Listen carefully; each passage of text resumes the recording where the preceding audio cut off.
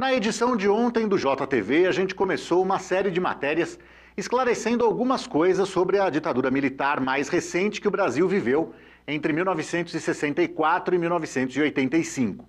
O professor Vitor Barleta Machado falou sobre como a Constituição brasileira não prevê, de maneira alguma, intervenção militar na política ou nos poderes executivo, legislativo e judiciário. E também se o que aconteceu há 57 anos foi mesmo um golpe e se o que veio depois foi mesmo uma ditadura. Hoje o professor fala de um dos principais instrumentos de qualquer ditadura, a censura dos meios de comunicação. A censura é sempre uma violência contra os seus direitos de se informar sobre a realidade. Agora, imagine o efeito disso em uma época sem internet, sem redes sociais. A censura impediu que o brasileiro tivesse a dimensão real dos casos de corrupção que eram praticados no governo e também da situação econômica. Entre o fim dos anos 60 e o início dos 70, o país surfou em uma grande onda de crescimento econômico. Mas o preço que o país pagou foi uma dívida externa astronômica e uma inflação idem, que chegou a ser de mais de 80% ao mês. Quem explica melhor isso é o professor Vitor, que dá aula na Faculdade de Ciências Sociais da PUC de Campinas, é cientista social com ênfase em política e sociologia, formado pela Unicamp, com mestrado na USP e doutorado na Unicamp. A existência da censura foi essencial para a ditadura militar.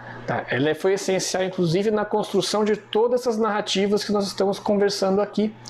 Na medida que você não tinha informação, que nada era divulgado, tudo ficava escondido, tudo era previamente aprovado ou não para publicação, você controlava aquilo que as pessoas iriam saber. Num período em que você não tem redes de comunicação, não tem redes de divulgação de informação, isso tinha um impacto imenso.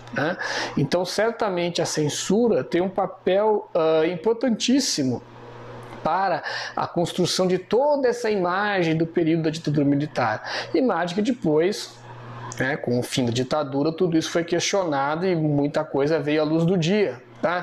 Então, sim, a gente tem que sempre que considerar o papel da censura, porque você tem que lembrar que o censor era um funcionário público, havia concurso para a seleção dessas pessoas, então você teve sim um papel muito intenso disso na construção dessa imagem idílica, dessa imagem fantasiosa do que foi aquele período. Por um lado, você teve de fato o crescimento econômico.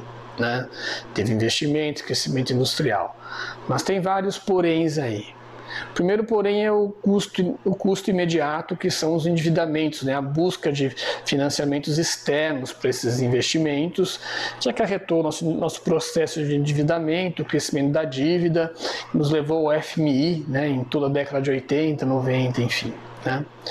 Outra questão é que é difícil você ter um parâmetro de investimento daquele momento, ou seja, nós estamos falando da década de 60, 70, em que o Brasil tinha acabado de deixar, há poucos anos, tinha acabado de deixar de ser um país rural para se tornar um país de população de maioria urbana, fazia poucos anos que isso tinha acontecido, que tinha dado essa virada demográfica, portanto você tinha muito para ser investido ainda, muito por crescer, Então qualquer tipo de investimento que fosse feito daria algum resultado, algum retorno, Mas esses investimentos também ficaram muito localizados somente na região sudeste, então não ficaram distribuídos de maneira igualitária por todo o território.